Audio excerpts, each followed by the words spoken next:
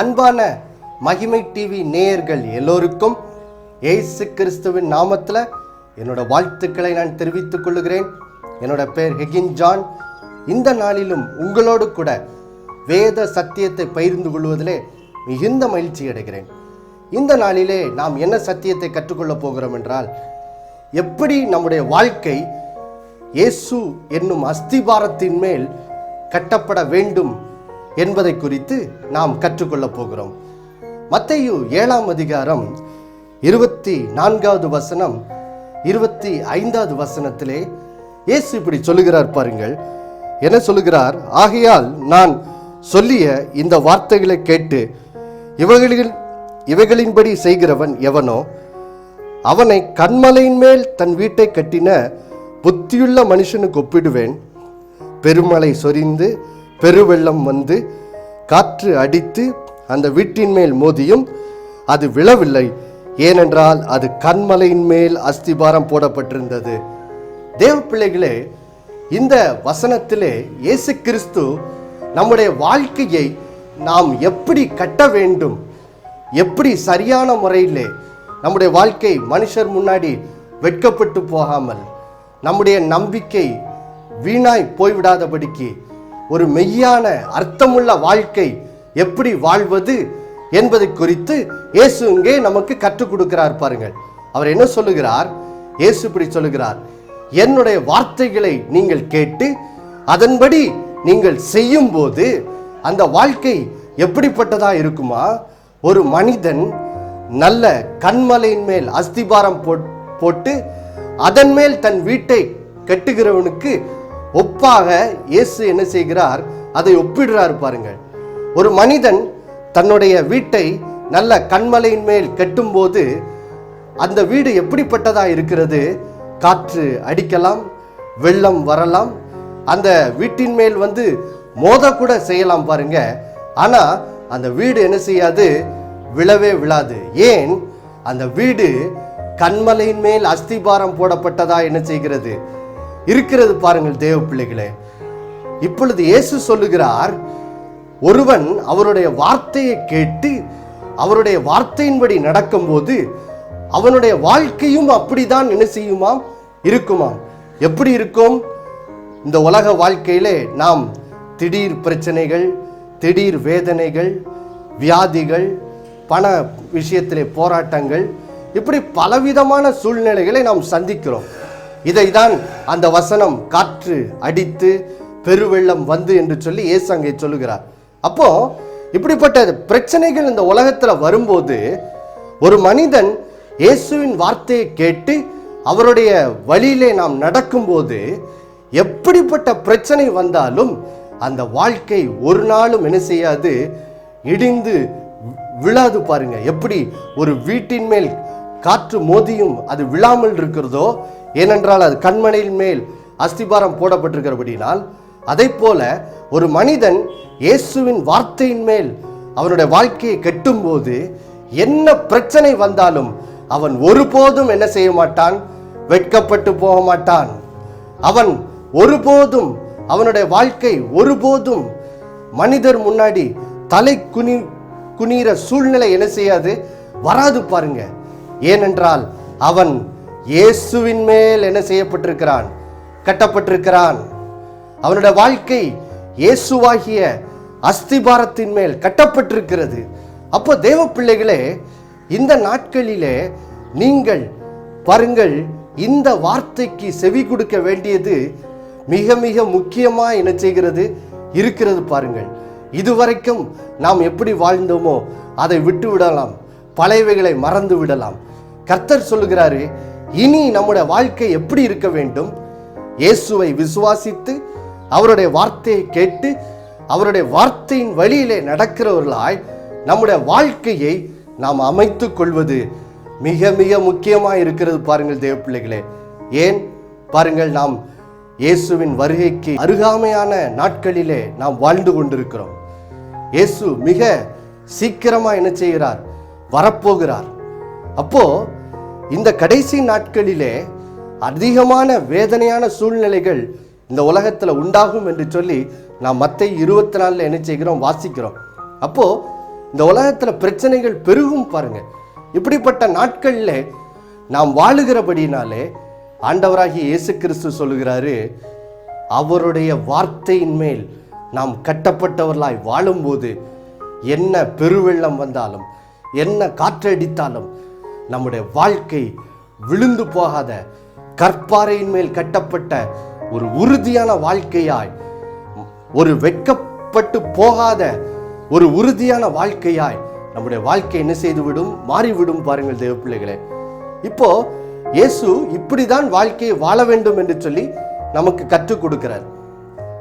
அடுத்ததாக மத்தேயு 7ஆம் அதிகாரம் 26, 27 வசனங்களிலே நாம் எப்படி வாழக்கூடாது என்றும் அவர் என்ன செய்கிறார், சொல்லுகிறார். என்ன சொல்லுகிறார்? நான் சொல்லிய இந்த வார்த்தையை கேட்டு இவைகளின்படி செய்யாதிருக்கிறவன் எவனோ அவன் தன் வீட்டை மணலின் மேல் கட்டிய புத்தி இல்லாத மனுஷனுக்கு ஒப்பிடுவான். பெருமழை சொரிந்து பெருவெள்ளம் வந்து காற்று அடித்து அந்த வீட்டின் மேல் மோதின போது அது விழுந்து முழுவதும் என்ன செய்தது, அழிந்தது. ஆம் பிரியமானவர்களே, இங்கே இயேசு எப்படி ஒரு மனிதன் வாழ கூடாது அப்படிங்கிறத கற்றுக் கொடுக்கிறார். பாருங்க, இங்க இயேசு சொல்லுகிறாரு, ஒரு மனிதன் அவருடைய வார்த்தையை கேட்டும் அதன்படி நடக்காமல் தன்னுடைய சுய விருப்பத்தின்படி சுய இஷ்டத்தின்படி வாழ்வானே ஆனால் பாருங்கள் அவனுடைய வாழ்க்கை எப்படிப்பட்டதா இருக்குமா, ஒரு மனிதன் மணலின் மேல் தன் வீட்டை கட்டுவதற்கு ஒப்பாய் இருக்கிறது. ஒரு மனிதன் மணலின் மேல் அஸ்திபாரம் போட்டு தன் வீட்டை கட்டினால் என்ன ஆகும், பெருங்காற்று அடிக்கும் போது பெருவெள்ளம் வரும்போது அந்த வீடு விழுந்து முற்றிலுமா என்ன செய்து விடும், அழிந்து போய்விடும். தேவ பிள்ளைகளே, இப்போ ஆண்டவராக இயேசு கிறிஸ்து சொல்றாரு, அவருடைய வருகை ரொம்ப சமீபமா இருக்குது. நாம் கடைசி நாட்களில் வாழ்ந்து கொண்டிருக்கிறோம். இந்த நாட்களிலே உலகத்தில் அதிகமான பிரச்சனைகள், வேதனையான சூழ்நிலையில் காணப்படும். அப்போ இப்படிப்பட்ட சூழ்நிலை மத்தியில் வாழுகிற நீங்கள் வெட்கப்பட்டு போகாமல் உங்கள் வாழ்க்கை காக்கப்பட வேண்டும் என்றால், நீங்கள் தேவையில்லாத பிரச்சனைகள் வேதனையிலிருந்து உங்கள் வாழ்க்கை காக்கப்பட வேண்டும் என்றால், நீங்கள் உங்களுடைய சுய இஷ்டத்தின்படி சுய விருப்பத்தின்படி ஆண்டவரோட வார்த்தைக்கு செவி கொடாமல் கீழ்ப்படியாமல் வாழுகிற அந்த வாழ்க்கை முறையிலிருந்து மனம் திரும்ப வேண்டியது ரொம்ப ரொம்ப முக்கியமாக இருக்குது தேவ பிள்ளைகளே. ஏன்னா அப்படி நாம் வாழ்வோமானால் நம்முடைய வாழ்க்கை எப்படி மணலின் மேல் கட்டப்பட்ட ஒரு கட்டிடம் எப்படி காற்றடித்தவுடன் முற்றிலுமாய் விழுந்து அழிந்து விடுகிறதோ, நம்முடைய வாழ்க்கையும் பாருங்க கெட்டு போய் நம்முடைய வாழ்க்கையும் என்ன செய்து விடும், பாவத்தினால் அழிந்து போய்விடும் தேவ பிள்ளைகளே. அப்போ இன்னைக்கு ஆண்டவராகிய இயேசு கிறிஸ்து நம்மை பார்த்து சொல்வது இதுதான், அவருடைய வார்த்தையை விசுவாசித்து, இயேசுவை விசுவாசித்து, அவருடைய வார்த்தையை கேட்டு அவருடைய வார்த்தையின் வழியிலே நீங்கள் நடப்பது மிக மிக முக்கியமாக இருக்கிறது. பாருங்க, இப்போ ஏன் நாம் இயேசுவின் வார்த்தையை கேட்டு அவர் மேல் ஏன் நாம் வாழ்க்கை கட்டப்பட வேண்டும்? ஏன் நம்முடைய வாழ்க்கைக்கு இயேசுதான் உறுதியான அஸ்திபாரமாக இருக்கிறார்? இதை நாம் ஏசாயா 28ஆம் அதிகாரம் 16வது வசனத்திலே நாம் வாசிக்கிறோம். பாருங்கள், அங்கே வசனம் சொல்லுகிறது, கர்த்தராகிய ஆண்டவர் சியோனிலே அஸ்திபாரமாகிய ஒரு கல்லை வைக்கிறார், அது பரிட்சிக்கப்பட்டதும் விலையேறப்பெற்றதும் திட அஸ்திபாரம் உள்ள மூளைக்கல்லா இருக்கும், விசுவாசிக்கிறவன் பதறான் என்று சொல்லுகிறது. அதாவது பிதாவாகிய தேவன் நம்முடைய வாழ்க்கைக்கு இயேசுவை அஸ்திபாரமாக வைக்கிறாரா?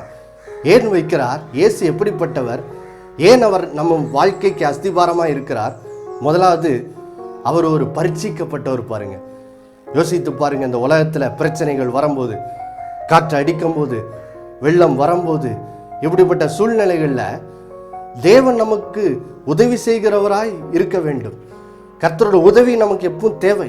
அப்போ யோசித்து பாருங்க, பிரச்சனையின் வேளையில இயேசு நம்மளை கைவிட மாட்டார், நமக்கு நிச்சயமா உதவி செய்வார் அப்படிங்கிற ஒரு உறுதி நமக்கு தேவை. அப்போ இயேசு நம்பகத்தன்மை நிறைந்த ஆளா என்ன செய்யணும், இருக்கணும். அப்போ இயேசு பாருங்க, அவர் நம்ப தகுந்தவர் என்பது பரீட்சிக்கப்பட்டதா இருக்கிறது. எப்படி பாருங்கள் தேவ பிள்ளைகளை, இயேசு சிலுவையிலே அடிக்கப்படும் போது தம்மை சிலுவையிலே அறைந்த அந்த ரோம போர் வீரர்களை கூட இயேசு என்ன செய்து விட்டார்? மன்னித்து விட்டார். இயேசு அவர்களை சபிக்கவில்லை, அவர்களை மன்னித்தார். தேவ பிள்ளைகளே, பிதாவே, தாங்கள் செய்கிறது இன்னதென்று அறியாதிருக்கிறார்கள், இவர்களை மன்னியும் என்று இயேசு என்ன செய்கிறார்? தம்முடைய விரோதிகளை கூட இயேசு என்ன செய்கிறார்? அங்கே மன்னிக்கிறார். பாருங்க, அது மாத்திரமல்ல, இயேசு பிசாசினால் சோதிக்கப்பட்ட போது எல்லா சோதனைகளையும், பாவ சோதனைகளையும் ஜெயம் கொண்டவராய் என்ன செய்கிறார்? இருக்கிறார். அப்போ இயேசு தனக்கு வந்த சகல விசுவாச பரீட்சையிலும் ஜெயம் கொண்டவராய் இருக்கிறார். அப்போ இயேசு பாருங்க, பரீட்சிக்கப்பட்டவர், அவர் நம்ப தகுந்தவர் என்பது பரீட்சிக்கப்பட்டு கண்டுபிடிக்கப்பட்டிருக்கு. பாருங்க, இரண்டாவது, இயேசு எப்படிப்பட்ட அஸ்திபாரமா? அவர் வெளியேற பெற்றவராய் இருக்கிறார். தேவ பிள்ளைகளே, ஏன் வெளியேற பெற்றவர்? பாருங்கள், இந்த பூமியிலே கோடிக்கணக்கான மக்கள் வாழுகிறார்கள். ஆனா வேதம் சொல்லுகிறது, எல்லாரும் பாவம் செய்து தேவ மகிமை அற்றவர்களாய் இருக்கிறோம் என்று. ஆனால் நல்ல செய்தி என்ன தெரியுமா தேவ பிள்ளைகளே? இயேசு ஒருவர் தான் இந்த பூமியில மனிதனாய் வாழ்ந்து 100% பரிசுத்தமாய் வாழ்ந்த ஒரே மனிதர் இயேசு மாத்திரம்தான். தேவ பிள்ளைகளே, அவர் ஒரு பாவம் கூட செய்யவில்லை. அவர் பாவம் இல்லாதவர். பாருங்க, அவர் பூரண பரிசுத்தர். அப்போ இயேசுவை போல யாருமே இந்த உலகத்துல இருந்து கிடையாது. அதனால தான் பாருங்க, இயேசு வெளியேற பெற்ற அஸ்திபாரமாய் இருக்கிறார். மூன்றாவது தேவ பிள்ளைகளே, அவர் திட அஸ்திபாரமாய் இருக்கிறார். ஏன்? இயேசு சிலுவையில மரித்த பிறகு அவர் 3ஆம் நாள் மரணத்தையும் பாதாளத்தையும் பிசாசையும் பாவத்தையும் ஜெயம் கொண்டு 3ஆம் நாள் உயிரோடே எழுந்தார். தேவ பிள்ளைகளே, யோசித்து பாருங்க, யாரும் இந்த உலகத்துல மரணத்தை ஜெயித்ததே கிடையாது. இயேசு ஒருவர் தான் மரணத்தை என்ன செய்தவர்? ஜெயித்தவர். அப்போ தேவ பிள்ளைகளே, இயேசு மரணத்தையே ஜெயித்தவராக இருக்கிறபடினால இப்போ பாருங்க, இவர் என் வாழ்க்கையை தாங்கக்கூடிய உறுதியான அஸ்திபாரமா என்ன செய்கிறார்? இருக்கிறார். இவர் எனக்கு உதவி செய்கிறபடினால், இயேசு என்னுடைய கரத்தை பிடித்திருக்கிறபடினால், அவர் என்னை விட்டு விலகுவதும் இல்லை, என்னை கைவிடுவதும் இல்லை என்பதினால் யோசித்து பாருங்க. மத்தேயு 7:25 சொல்லுகிறது போல, பெருமழை சொரிந்து பெருவெள்ளம் வந்து காற்று நம்முடைய வாழ்க்கைக்கு விரோதமா வந்து நம்முடைய வாழ்க்கையை மோதினாலும் நம்முடைய வாழ்க்கை ஒரு நாளும் என்ன செய்யாது? விழுந்து போகாது. ஏன்? நாம் இயேசு என்னும் அஸ்திபாரத்தின் மேல், இந்த வெளியேற பெற்ற இந்த திட அஸ்திபாரம் உள்ள பரீட்சிக்கப்பட்ட அஸ்திபாரமாய் இருக்கிற இயேசுவின் மேல் நம்முடைய வாழ்க்கை கட்டப்பட்டிருக்கிறபடினால் வசனம் சொல்லுகிறது, நாம் ஒருபோதும் வெட்கப்பட்டு போவதில்லை. அதனால்தான் அந்த ஏசாயா 28:16 பின்பாகம் சொல்லுகிறது, விசுவாசிக்கிறவன் பதறான். ஆம் பிரியமானவர்களே, நாம் உறுதியான அஸ்திபாரத்தின் மேல் கட்டப்பட்டிருக்கிறபடினால் நாம் பதற வேண்டிய அவசியம் இல்லை, நாம் அசைக்கப்படுவதில்லை. இந்த சத்தியத்தை சங்கீதக்காரனும் சங்கீதத்தில் சொல்லுகிறான். பாருங்க, சங்கீதம் 62:2 வசனத்திலே சங்கீதக்காரனாகிய தாவீது சொல்லுகிறான், கர்த்தரே என் கன்மலையும் என் ரட்சிப்பும் என் உயர்ந்த அடைக்கலும் ஆனவர், நான் அதிகமாய் அசைக்கப்படுவதில்லை என்று சொல்லுகிறான். தேவ பிள்ளைகளே, ஆம் பிரியமானவர்களே, நாம் இயேசு என்னும் அஸ்திபாரத்தின் மேல் கட்டப்பட்டிருக்கும் போது நாம் அசைக்கப்படுவதில்லை. ஏன்? இயேசு நம்முடைய வாழ்க்கையை தாங்குகிற உறுதியான அஸ்திபாரமா என்ன செய்கிறார்? இருக்கிறார். பாருங்க, இதே சத்தியத்தை இயேசு மத்தேயுல மறுபடியும் என்ன செய்கிறார்? உறுதிப்படுத்துகிறார். மத்தேயு 16ஆம் அதிகாரத்திலே இயேசு தன்னுடைய சீசர்களை பார்த்து இப்படி கேட்கிறார், எல்லா ஜனங்களும் என்னை யார் என்று சொல்லுகிறார்கள் என்று சொல்லி. உடனே எல்லாரும் நீர் ஒரு தீர்க்கதரிசி, யோவான் ஸ்நானகன், இப்படி பலரும் பல விதத்தில் உண்மை குறித்து சொல்லுகிறார்கள் என்று சொல்லிவிட்டு உடனே இயேசு அவர்களை பார்த்து கேட்கிறார், தன்னோட 12 சீஷர்களை பார்த்து, சரி மக்கள் அப்படி சொல்லலாம், ஆனால் நீங்கள் என்ன சொல்றீங்க, நீங்கள் என்னை எப்படி அழைக்கிறீர்கள் என்று சொல்லி அவர்களை பார்த்து கேட்டவுடன் சீமோன் பேதுரு அறிக்கை செய்கிறான் பாருங்க, நீர்தான் ஜீவனுள்ள தேவனுடைய குமாரனாகிய கிறிஸ்து என்று அறிக்கை எடுக்கிறான். உடனே இயேசு அவனை பார்த்து மத்தேயு 16:17 சொல்வாரு, சீமோன் பேதுருவே, நீ பாக்கியவான், மாம்சமும் இரத்தமும் உனக்கு இது வெளிப்படுத்தவில்லை, என் பிதாவானவரே உனக்கு இதை வெளிப்படுத்தி இருக்கிறார் அப்படின்னு சொல்லிட்டு மத்தேயு 16:18 இயேசு சொல்வார், இந்த கல்லின் மேல், இந்த கல் என்றால் என்ன அர்த்தம், இயேசு தன்னை குறித்து அங்கே பேசுகிறார். ஏனெனில் இப்போதான் பேதுரு அங்கே அறிக்கையிட்டு இருக்கிறான், நீர்தான் ஜீவனுள்ள தேவனுடைய குமாரனாய் கிறிஸ்து. அப்போ இயேசு சொல்லுகிறார், மூளைக்கல்லாய் இருக்கிற திட அஸ்திபாரமாய் இருக்கிற என் மேலே என் சபையை நான் என்ன செய்வேன், கட்டுவேன், அப்பொழுது பாதாளத்தின் வாசல்கள் அதை என்ன செய்வதில்லை, மேற்கொள்வதில்லை. ஆம் பிரியமானவர்களே, நாம் இயேசுவின் வார்த்தையை கேட்டு அவரை விசுவாசித்து, அவருடைய இரத்தத்தை விசுவாசித்து, அவருடைய சிலுவை மரணம் உயிர்த்தெழுதலை விசுவாசித்து வாழும்போது, அவர் அருளுகிற அந்த புது வாழ்க்கையிலே நாம் வாழும்போது, பரிசுத்த ஆவியினால் வழி நடத்தப்பட்டு நாம் அவருடைய கட்டளைகளின்படி வாழும்போது என்ன ஆகுது, பாதாளத்தின் வாசல்கள் நம்மை மேற்கொள்வதில்லை. சங்கீதம் 62:2 சொல்வது போல நாம் அதிகமாய் அசைக்கப்படுவதில்லை. இதனால் தான் வசனம் சொல்லுகிறது, ஏசாயா 28:16 விசுவாசிக்கிறவன் என்னது, பதறான். அப்போ தேவ பிள்ளைகளே, இதிலிருந்து நமக்கு என்ன தெரிகிறது, இனி நம்ம சுய இஷ்டத்தின்படி இயேசுவின் வார்த்தைக்கு செவி கொடாம கீழ்ப்படியாம வாழுகிற அந்த நாட்கள் முடிந்தது. இனி நம்முடைய ஆண்டவராகிய இயேசு கிறிஸ்துவை விசுவாசித்து அவருடைய வார்த்தையை கேட்டு அதன்படி நாம் என்ன செய்ய போகிறோம், வாழப்போகிறோம். ஏன் அப்படி வாழும்போது தான் நாம் ஒருபோதும் என்ன செய்வதில்லை, வெட்கப்பட்டு போவது இல்லை. பாருங்கள் தேவ பிள்ளைகளே, இப்பொழுது வேதத்திலிருந்து 2 மனிதர்களை குறித்து நாம் பார்ப்போம் பாருங்க. ஒன்று லோத்து, இன்னொன்று ஆபிரகாம். இவர்கள் இருவருடைய வாழ்க்கையிலிருந்து எப்படி இந்த மத்தேயு 7:24 27 நிறைவேறுகிறது அப்படிங்கிறத நம்ம பார்ப்போம் பாருங்க. ஆபிரகாம் எப்படிப்பட்டவர் என்றால், அவர் இயேசுவின் வார்த்தையை கேட்டு அதன்படி நடந்து இப்படியாக தன்னுடைய வாழ்க்கையை கண்மலையாய் உறுதியான அஸ்திபாரமாய் இருக்கிற இயேசுவின் மேல் தன் வாழ்க்கையை கட்டுகிற ஒரு புத்தியுள்ள மனிதனாய் ஆபிரகாம் இருந்தார். ஆனால் லோத்தோ ஆண்டவருடைய வார்த்தைக்கு செவி கொடாமல் தன் சுய இஷ்டத்தின்படி வாழ்ந்து மண்மேல் தன் வீட்டை என்ன செய்தார், கட்டினார். பாருங்க, ஆதியாகமம் 13ஆம் அதிகாரம் அங்கே நாம் லோத்தை குறித்து வாசிக்கிறோம் பாருங்கள். லோத்து ஆபிரகாமுடைய சகோதரனுடைய மகன். பாருங்க, ஆபிரகாமோடே லோத்து என்ன செய்தான், கானான் தேசத்துக்கு வந்தான். பாருங்க, இப்போ ஆபிரகாமுடைய செல்வமும் லோத்தோடைய செல்வமும் பெருகி விட்டபடினாலே இப்போ ஆபிரகாம் சொல்லுகிறார், லோத்தை நாம் 2 பேரும் என்ன செய்து விடுவோம், பிரிந்து விடுவோம். ஏன்னா இருவரும் ஒரே இடத்துல இருக்கக்கூடிய நிலை இப்போ என்னது இல்லை. அதனால தான் 2 பேருக்கு சண்டை வருது. அப்போது லோத்து என்ன செய்கிறான், பிரிந்து போகும். இப்போ ஆபிரகாம் விட்டு பிரிந்து போகிறான். இப்போ ஆபிரகாம் அவரை பார்த்து சொல்கிறாரு, நீ வலதுபுறம் போனால் நான் இடதுபுறம் போவேன், நீ இடதுபுறம் போனால் நான் வலதுபுறம் போவேன்னு சொல்கிறாரு. உடனே லோத்து தான் எங்கே செல்ல வேண்டும் என்று சொல்லி தன் கண்களை என்ன செய்கிறான், ஏறெடுத்து பார்க்கிறான். ஆதியாகமம் 13ஆம் அதிகாரம் 10வது வசனத்திலே தன் கண்களை ஏறெடுத்து பார்த்து சோதோம் கொமோரா பட்டணம், அது சுற்றியுள்ள பகுதிகள் கர்த்தருடைய தோட்டத்தை போல செழிப்பாய் இருக்கிறதை அவன் காண்கிறான். கண்டவுடன் அங்கே போய் என்ன செய்கிறான், குடியேறுகிறான்.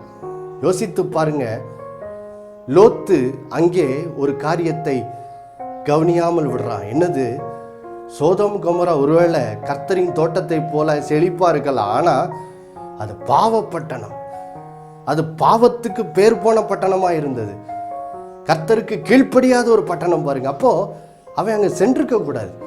ஆனால் அவனுக்கு எது ரொம்ப முக்கியமாக இருந்துச்சு, தன்னுடைய ஆடு மாடுகளுக்கு நல்ல நீர் வளம் எல்லாம் அங்கே தான் இருக்குது. அப்போ அங்கே போனால் தான் நான் நல்லா இருக்க முடியும் என்று சொல்லி இப்படியாக பணத்துக்கு, உலக ஆசை இச்சைக்கு இடம் கொடுத்து அவன் என்ன செய்கிறான்? சோதோம் கோமோரிலே வாழும்படி தெரிந்து கொண்டு அங்கே போகிறான். அதோட விளைவு என்ன தெரியுமா தேவ பிள்ளைகளே? அவனோட வாழ்க்கை மணல் மேல் கட்டின வீடாய் மாறிவிட்டது. ஒரு நாள் திடீரென்று பெருங்காற்று அடித்தது. எப்படி?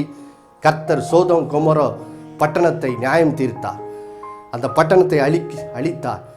அந்த வேளையிலே பாருங்கள், லோத்தினுடைய முடிவு என்னது?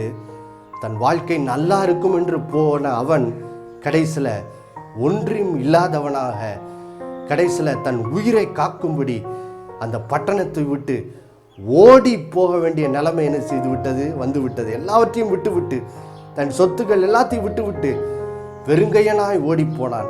அது மாத்திரமல்ல, அவனுடைய மனைவி உலக ஆசை இச்சையினால் இழுக்கப்பட்டு பின் திரும்பி பார்த்து உப்பு தூணாய் மாறி போனாள். அவருடைய லோத்தினுடைய மகள்கள் பாவ வழியிலே பிள்ளைகளை பெற்றெடுத்து இப்படியாக லோத்தினோட வாழ்க்கை, அவனோட சந்ததி பாருங்கள் கெட்டு போய் விட்டது பாருங்க. ஆனா தேவ பிள்ளைகளே, ஆபிரகாம் அப்படி செய்யவில்லை. ஆபிரகாம் எப்படி தெரியுமா வாழ்ந்தான்? அவன் கர்த்தருடைய வார்த்தையை கேட்டு இயேசுவை விசுவாசித்து அவரோட வழியில நடந்தான் பாருங்க. அதனால அவருடைய வாழ்க்கை எப்படிப்பட்டதா இருந்தது? கற்பாறையின் மேல், கண்மலையின் மேல் கட்டின புத்தியுள்ள மனிதனுக்கு ஒப்பாய் அவன் இருந்தான். அவன் எப்படி இருந்தான் பாருங்க. லோத்தை போல ஆபிரகாமும் ஆதியாகமம் 14ஆம் அதிகாரத்தில் சோதோமின் அந்த ஐஸ்வர்யங்களினாலே சோதிக்கப்பட்டான். ஆனா ஆபிரகாம் என்ன சொன்னான்னா, எனக்கு சோதோம் ராஜா என்னை ஐஸ்வர்யவான் ஆக்கினான் என்று அவன் சொல்லாதபடிக்கு நான் சோதோமின் பட்டணத்தில் உள்ள ஒன்றையும் நான் என்ன செய்ய மாட்டேன், எடுத்துக்கொள்ள மாட்டேன். அந்த சொத்துல ஒன்று கூட எனக்கு வேண்டாம். ஒரு சரட்டையாயிலும் ஒரு வாரையாயிலும் நான் தொடமாட்டேன் அப்படின்னு சொல்லி. ஏன்னா என் கைகளை ஜீவனுள்ள தேவனுக்கு நேராக, வானத்தை பூமியும் உடைய உன்னத தேவனுக்கு நேராக என் கைகளை ஏறெடுத்திருக்கிறேன் என்று சொல்லி கர்த்தர் பேரிலே தன்னோட விசுவாசத்தை வைத்தான். அதோட விளைவு என்ன தெரியுமா தேவ பிள்ளைகளே? ஆபிரகாமுடைய வாழ்க்கை கெட்டு போய் அழிந்து போகவில்லை. வேதம் சொல்லுகிறது, ஆதியாகமம் 24ஆம் அதிகாரத்தில் ஆபிரகாம் வயது சென்ற போது கர்த்தர் அவனை சகல காரியங்களிலும் என்ன செய்திருந்தார்? ஆசீர்வதித்திருந்தார். எல்லா விதத்திலும் ஆசீர்வதிக்கப்பட்டிருந்தார். அது மாத்திரமல்ல, யோசித்து பாருங்க, இன்றைக்கு உலகம் முழுவதும் இயேசுவை விசுவாசிக்கிற எத்தனையோ ஜனங்கள் என்ன செய்கிறார்கள்? இருக்கிறார்கள். எல்லாருக்கும் விசுவாச தகப்பன் ஆபிரகாம் தான். ஆபிரகாமுடைய வாழ்க்கை அந்த அளவுக்கு என்ன செய்யப்பட்டது? ஆசீர்வதிக்கப்பட்டது தேவ பிள்ளைகளே. காரணம் என்ன தெரியுமா? ஆபிரகாம் தன்னுடைய வாழ்க்கையை இயேசு என்னும் அஸ்திபாரத்தின் மேல் அவருடைய வார்த்தையின்படி கேட்டு அவருடைய வழியிலே நடந்து அவர் மேல் தன் வாழ்க்கையை கட்டினான். அதனால் பாதாளத்தின் வாசல்கள் அவனை மேற்கொள்ளவில்லை. அவனுடைய வாழ்க்கை புயல் காற்று அடிக்கும் போது அது அசைக்கப்படவில்லை. அவனுடைய வாழ்க்கை உறுதியான அஸ்திபாரமாகிய இயேசுவின் மேல் கட்டப்பட்டபடியினால் ஆபிரகாமின் சந்ததி ஆசீர்வதிக்கப்பட்ட சந்ததியாய் மாறினது. தேவ பிள்ளைகளே, இன்றைக்கு நாம் ஒரு முடிவு எடுப்போம். நானும் ஆபிரகாமை போல என்ன செய்ய போகிறேன்? வாழப்போகிறேன். நான் லோத்துவை போல என்ன செய்ய போறதில்லை, வாழப்போறது இல்லை. லோத்துக்கு உலக பணம், உலக ஆசைதான் இருந்தது. அதனால தான் பாருங்க அவனுடைய குடும்பமே கெட்டு போய் விட்டது பாருங்க. ஆனால் ஆபிரகாம் விசுவாச தகப்பனாய் இருந்தான். அவன் எப்பொழுதும் கர்த்தரை விசுவாசிக்கிறவனாய் இருந்தான். அதனுடைய விளைவு ஆபிரகாமின் சந்ததி ஒரு விசுவாச சந்ததியாய் மாறினது தேவ பிள்ளைகளே. ஆபிரகாம் ஒரு விசுவாச வீரன். அவனுடைய குமாரன் ஈசாக்கு கர்த்தரை விசுவாசித்தான். ஈசாக்கினுடைய குமாரன் யாக்கோபு கர்த்தரை விசுவாசித்தான். யாக்கோபுடைய குமாரன் யோசேப்பு கர்த்தரை விசுவாசித்தான். இப்படி யாக்கோபுடைய சந்ததி, அதாவது ஆபிரகாமுடைய சந்ததி ஒரு ஆசீர்வதிக்கப்பட்ட சந்ததியா என்ன செய்தது? இருந்தது தேவ பிள்ளைகளே. அதனால் இந்த நாளிலே நாம் ஒரு முடிவு எடுப்போம். நானும் ஆபிரகாமை போல ஆண்டவராய் இயேசு கிறிஸ்துவை விசுவாசித்து அவருடைய வழியில நான் என்ன செய்ய போகிறேன்? நடக்கப் போகிறேன். அவருடைய வார்த்தையை விசுவாசித்து நான் வாழப்போகிறேன் என்று சொல்லி நீங்கள் முடிவெடுக்கும் போது பாருங்கள் தேவ பிள்ளைகளே, உங்கள் வாழ்க்கையை என்ன செய்துவிடும்? மறுரூபமாகிவிடும். உங்கள் வாழ்க்கை ஒரு ஆசீர்வதிக்கப்பட்ட வாழ்க்கையா என்ன செய்யும்? இருக்கும். பாருங்கள் தேவ பிள்ளைகளே, இப்படிப்பட்ட ஒரு குடும்பத்தில், ஒரு விசுவாச குடும்பத்தில் தான் நானும் பிறக்கும்படி கர்த்தர் எனக்கு என்ன செய்தார்? உதவி செய்தார். பாருங்கள், என்னுடைய கொள்ளு பாட்டி லிடியா பூட்டி அவர்கள் இயேசுவை விசுவாசித்தார்கள். பாருங்கள், அவர்கள் நல்லூர் பகுதியை சேர்ந்தவர்கள். அவர்கள் வாழ்ந்த நாட்களில் ஆண்டவரை விசுவாசித்தார்கள். அவர்களுடைய விசுவாசத்தை அவர்களுடைய பிள்ளைகளுக்கு என்ன செய்தார்கள்? கற்றுக் கொடுத்தார்கள். அடுத்தது என்னுடைய பாட்டி ஜெசி, அவர்களும் கர்த்தரை விசுவாசித்தார்கள். பாருங்கள், அவர்களுக்கு பிறந்த என்னுடைய தகப்பனார் இயேசுவை விசுவாசித்தார். அது மாத்திரமல்ல, என்னுடைய தாயாரும் அப்படிதான். அவர்களுடைய குடும்பமும் ஒரு விசுவாச குடும்பம். இயேசுவை அவர்கள் என்ன செய்தார்கள்? விசுவாசித்தார்கள். அதனுடைய விளைவு தேவ பிள்ளைகளே, இன்றைக்கு நானும் கூட பாருங்கள், இயேசுவை விசுவாசித்து அவருடைய வழியிலே நடந்து அவருக்காய் ஊழியம் செய்யும் பாக்கியத்தை கர்த்தர் தந்திருக்கிறார். தேவ பிள்ளைகளே, இதுதான் இயேசுவை விசுவாசித்து வாழும்போது கிடைக்கிற ஆசீர்வாதம். சந்ததி சந்ததியாய் யோசித்து பாருங்க. என்னோட கொள்ளுப்பாட்டிலிருந்து இன்றைக்கு நான் கொள்ளு பேரன், சந்ததி சந்ததியாய் நாங்கள் ஆண்டவருக்காய் வாழ்ந்து வருகிறோம். எங்களோட வாழ்க்கை யோசித்து பாருங்க, எத்தனையோ புயல் காற்றெல்லாம் அடித்திருக்கிறது. ஆனால் எங்களோட வாழ்க்கை விழுந்து போகவில்லை. ஏனெனில் நாங்கள் இயேசுவாகிய கற்பாறையின் மேல் எங்களோட வாழ்க்கை என்ன செய்தோம்? கட்டினோம். அதனால் தேவ பிள்ளைகளே, இன்றைக்கு நீங்களும் உங்கள் வாழ்க்கை என்ன செய்யுங்கள்? அப்படியே கட்டுங்கள். உங்கள் குடும்பம் ஆசீர்வதிக்கப்படும். நாம் ஜெபிப்போம். அன்புள்ள பரலோக பிதாவே, ஆண்டவராக இயேசுவின் மூலமாக நாங்கள் ஜெபிக்கிறோப்பா. இந்த நாளிலே ஆண்டவரை நீர் எங்களுக்கு கற்றுக் கொடுத்திருக்கிறீர். எப்படி நாங்கள் உம்முடைய வார்த்தையை கேட்டு இயேசுவாகிய அஸ்திபாரத்தின் மேல் எங்கள் வாழ்க்கையை கட்ட வேண்டும் என்று சொல்லி எங்களுக்கு கற்றுக் கொடுத்திருக்கிறீர். ஆண்டவரே, இந்த நாளிலிருந்து எங்களுடைய சுய விருப்பம், சுய இஷ்டத்தின்படி கர்த்தருக்கு கீழ்ப்படியாமல் வாழ்ந்த அந்த வாழ்க்கைக்கு ஒரு முடிவு உண்டாகட்டும் அப்பா. எஸ்லாட், பாவ வாழ்க்கைக்கு ஒரு முடிவு உண்டாகட்டும். இந்த நாளிலிருந்து இயேசுவை விசுவாசித்து அவருடைய வழியில நடக்கிறவர்களாய் ஆண்டவரே, உம்முடைய பிள்ளைகள் ஒவ்வொருத்தரையும் நீர் மாற்றும்படி நாங்கள் வேண்டிக் கொள்ளுகிறோம். ஆண்டவரே, தகப்பன், தாய், பிள்ளைகள் எல்லாரும் கர்த்தரை விசுவாசித்து வாழுகிறவர்களாய் நீர் மாற்றும்படி இயேசுவின் நாமத்தில் ஜெபிக்கிறப்பா. அதன் மூலம் குடும்பங்கள் சந்ததி சந்ததியாய் ஆசீர்வதிக்கப்படட்டும். இயேசுவின் மூலம் பிதாவே, ஆமேன், ஆமேன். கர்த்தர் தாமே உங்கள் ஒவ்வொருத்தரையும் ஆசீர்வதிப்பாராக. ஆமேன்.